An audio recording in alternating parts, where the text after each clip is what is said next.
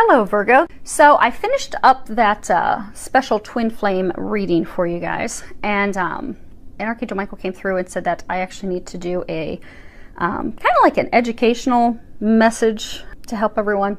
So this will be the first one that I've done of this. I know I've mentioned doing it before, but this is the first one where it's not a reading. It's just truly to impart some information to help you with your journey, because twin flames really are at a pivotal point right now. And if you're not a twin flame, which majority of people are not, because twin flames, they really are indeed rare. There's only 208,000 in the world. There's not many of them. But for twin flames that are out there, this is a pivotal time. It is a very important time for twins. Union is upon us, union is starting to occur, but there are some things that, because we are in the midst of our timeline. Twin flames are, so there is a timeline. Most of us will actually be in union. The schedule is to have everybody, or, there's going to be some outliers, but in order for that to occur, there's a bunch of healing that has to happen. But for others, everybody has a different timeline. It's not going to happen at the same time for everybody. And that's because we all have different things that we're learning, different things that we're developing, growing, healing, releasing. But one of the things that's a block, in that video I mentioned that things are not what they seem in your union, and that many twin flame unions will have a third party involved in their union. But it's not what you think more times than not. It's not what you think. Typically, these are situations where it's a lover, a partner, a spouse, ex-spouse. But a lot of times it's a partner that it's like an ex, but they keep bouncing back to that person. And what tends to happen is, now these are the norms, there are going to be things outside the norm, but typically what happens, if there is a third party involved, he will continue to go back to this ex, this person of his, and can't seem to break the ties with that person. Well, meanwhile, the divine feminine's like, what in the world? He's a cheater, he's lying, he's deceiving me. Well, not lying, because he won't come right out and lie. He just won't share the details of what's going on. But he'll just keep disappearing and keep going back to this person. And it doesn't make sense. But what I found with all my clients and my own experiences is that things really are not what they seem. What you'll find, and not what they seem in a couple different areas. So there's like the physical area. So you may find once you do come into union that, he was physically stuck in a contract with her. Maybe they shared property, or they had a shared business. For some, there's like shared estates. Like a family member had passed and there was a shared estate, but he had to continue to play nice and be in this agreement to get his portion of the estate. But there's truly a contract, a binding contract that kept him stuck. Now with many of the others, what you'll find is, you might find both actually with some of them, but you'll find it's actually a spiritual contract that keeps him stuck. And it's usually a contract with a feminine. And it's funny because the feminine, and I have all these clients, and there are some actually true males that are actually the divine feminine. They open up first. But they get so frustrated, why do they keep going back to that person? And why won't they break themselves free? And why don't they see what this is? And they really get mad at their twin, and they get mad at that person. Because they're like, oh my gosh, this person's really wrecking their life. They're keeping this from moving forward. They're keeping us all stuck. Because what you'll find with twins is when you have things stuck in the union, other areas of your life get stuck too. Now, bear in mind, divine timing is at play. So they will often have you hanging, suspended, stuck in a moment, while they're taking care of other things for you, for them, for the other parties involved, because there's a lot of factors. But you'll be stuck, and you'll be like, why is this person impacting our union? What in the world is going on? But I have found with nearly all of my clients in that situation, as well as myself, that it's actually the contract with the divine feminine from a past life, and then that person is now with your twin in this lifetime. To share a little bit of my experience, so my twin kept going back to an ex of his, and if you would have asked him, he'd probably be like, I don't know why. I don't know why I keep going back. It's not good. I don't understand. I don't know why, but I feel obligated, or I feel stuck. He probably kind of felt a sense of like being controlled, like pulled back to that, and not understanding why. So I had a past life regression 4.5 years ago, and this woman had done this past life regression, and it was a life of mine, and I had this husband, and our child had drowned at a very early age, about 5 years old, and then this husband of mine was like leaning over my face as I was passing away, also very young myself, saying that he was never going to let me go.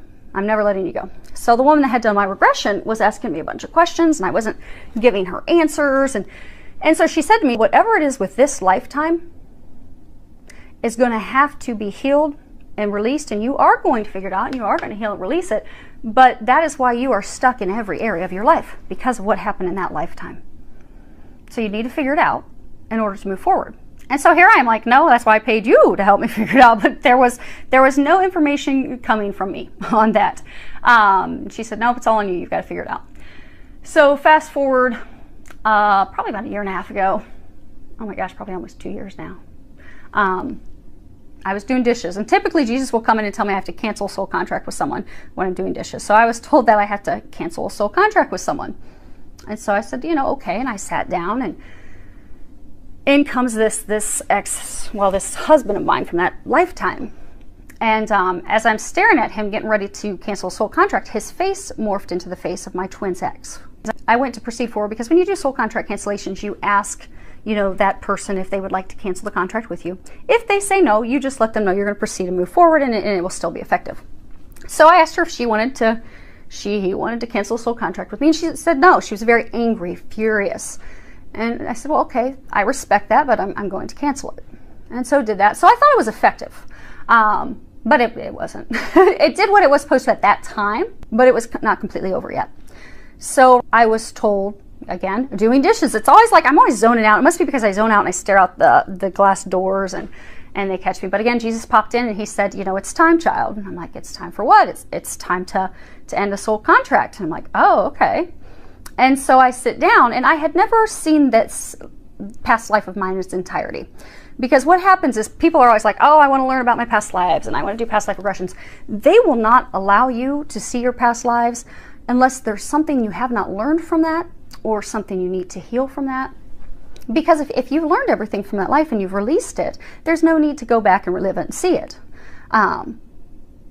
But they will bring those lifetime experiences to you if you have not healed them at the moment that it is time for you to heal and release it in order to move forward.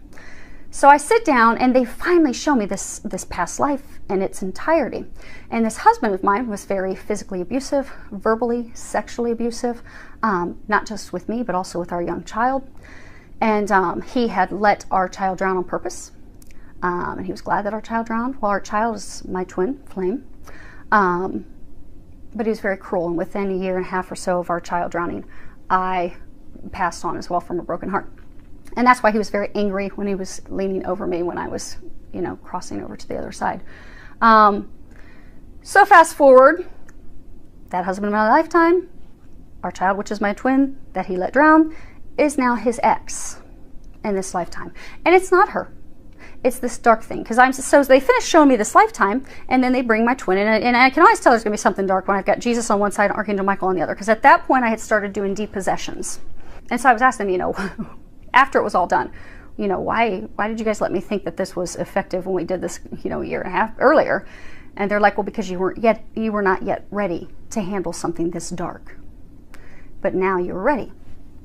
And I saw why, because they brought in my twin, and then they brought her in, which was the husband. And same thing, I got to see this husband of that lifetime morphed into her and all of her features, but then I got to see this demonic reptilian thing that was possessing her, that was controlling him, controlling me, that past lifetime and this lifetime. So I had to do a depossession because it wasn't her. I mean, typically if someone has a lot of anger and things, it's because there's something possessing them, something inside of them that's doing that, because we are made in the likeness of God.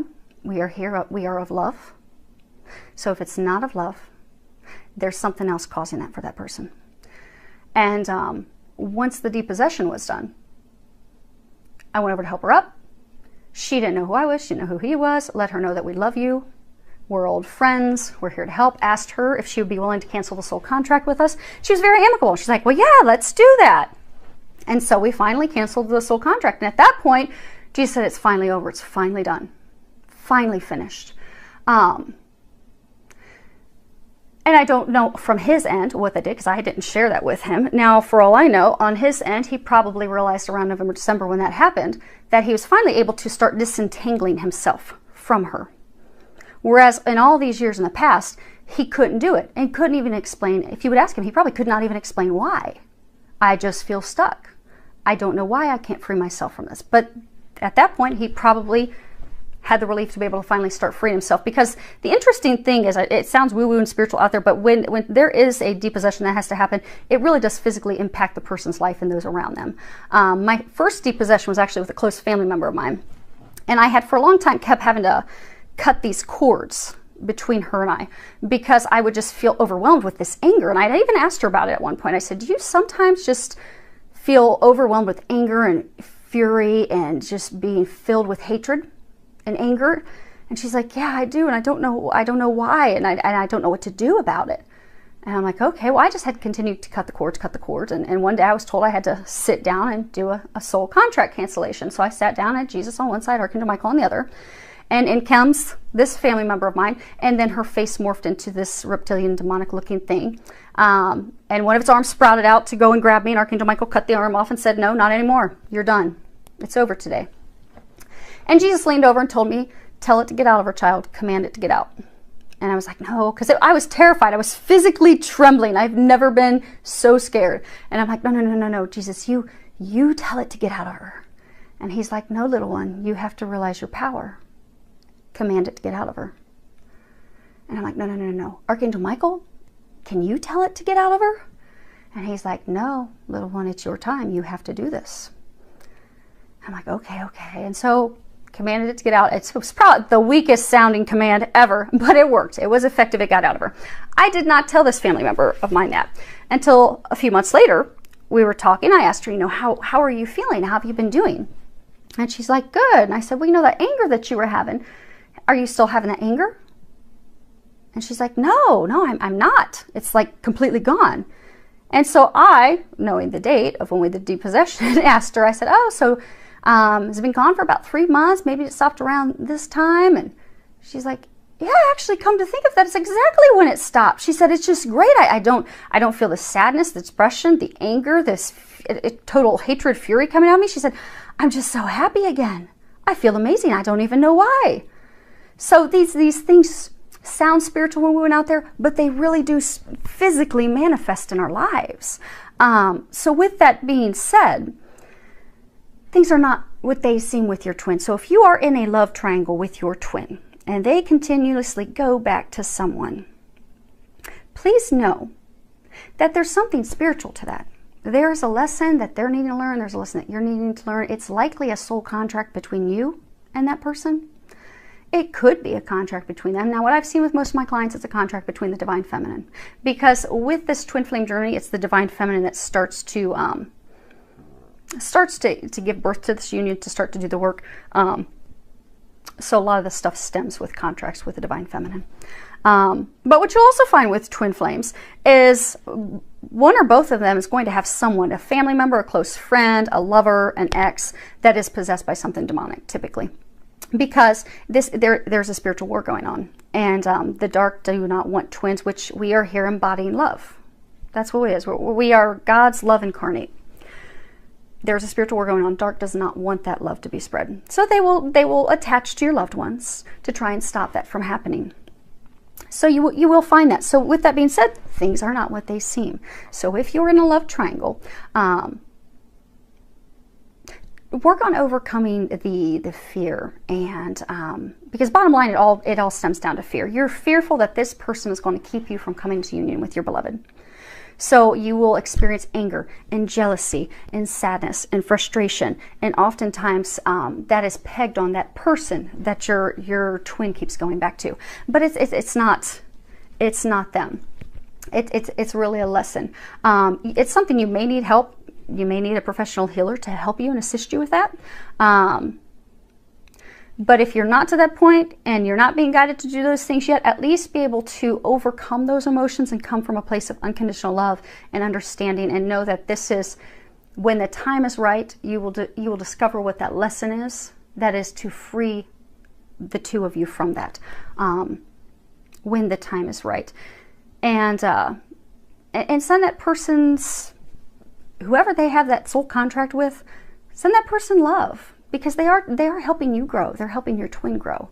It may not seem like it the way it's physically manifesting, that this person keeps going back to them, that you love and want to be with, but they are a soulmate of his and yours. Because soulmates, you know, soulmates are across the board. You can have soulmates that are lovers, family members, friends, but you also have soulmates that their purpose truly is to come into your life and turn it upside down and cause you a lot of turbulence and heartache and challenges, but that's with the intent that the agreement you made on the other side was so that it would help you grow and evolve. And if the person is, if it is something where there is a possession, something that needs to be removed, something that's attached to them, it's not that person that's making them act that way, that's got everyone stuck. It's not that person. That person's love too. So just keep that in mind. So if you're stuck in a love triangle, just keep that in mind. Come from a place of love. Try to overcome those feelings, those emotions, because things truly are not what they seem. And along your journey, you'll be given the steps, and that's why it's very important to listen to the steps that you're being guided. And if you don't hear Jesus and Angels chat, because we all have different clair skills, different psychic skills. Some of us are seers, some of us are knowers. True twin flames, you're going to have a strong psychic gift. Mine is hearing. I hear them chat all day long. But you may be a seer. So maybe you're getting images of what your next step is. You may not be ready yet to remove from this triangle. Because they may be wanting you to focus on opening up maybe your spiritual gifts so you can do a spiritual practice at some point. Or maybe they're trying to get you physically relocated. They're trying to get you to move. So they're not having your focus on this connection, this union yet, because it's more important for them to have you doing something else. So whatever signs they're giving you, act on those signs. Take those steps, because that's the perfect thing that you're supposed to be doing at that moment. Because it's kind of like a puzzle. All the pieces have to fall in. Kind of like with that soul contract cancellation. I thought it was done a couple years ago. No, that was just the little part that had to be done then. And whatever it was doing, because it obviously wasn't, well, from my knowing, it was not impacting me, but it was doing something to help him. But it wasn't complete. But they will have you do what is meant to happen at that time to put that puzzle piece in.